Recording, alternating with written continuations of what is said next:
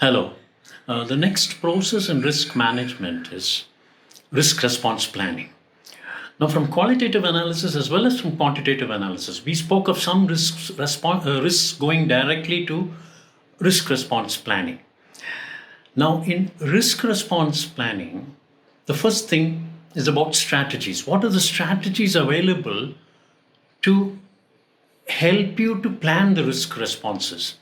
Now, under threats are the negative risks we talked about, and under them there are eliminate, which is to remove that risk, mitigate, which is to bring down the probability and impact of that risk if it occurs, and transfer, that is,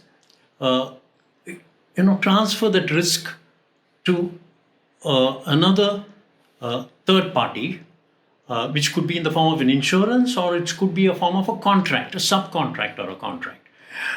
Now, under opportunities, which are positive risks, the strategies are exploit, try to make the risks happen, just the opposite of eliminate.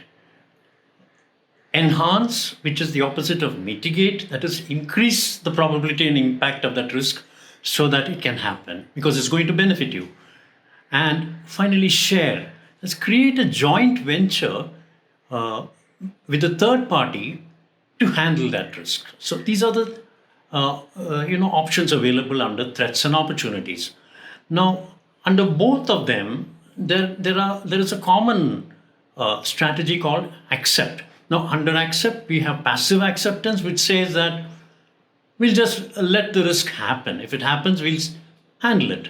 And there is active acceptance, where you create, contingency reserves and contingency plans. Right? Now, these are the various strategies available. Now, after going through this response planning process, there will be still some risks left out, which are called residual risks. Now, these residual risks, you have to plan contingency reserves and contingency plans, as we did for the accepted risks, for these residual risks. Now, this is more or less the total process of risk response planning. Now, what happens here is that when you have created contingency reserves, you have to go and iterate the project management plan or the project plan and incorporate these contingencies into the time and the cost.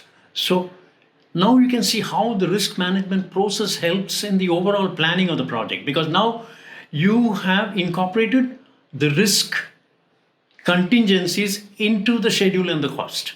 So the real schedule and cost are those which have these risk contingencies in them, added to them. So these could be minus for opportunities and plus for threats, because threats add to cost and time, opportunities reduce cost and time. So this is how risk management helps you to make sure that your project stays on course. Of course, you can't identify and plan for 100% risks, but most of the risks you can identify and plan for. So this is what risk response planning is all about. Now we'll go in the next process to implementation of risk responses. Thank you.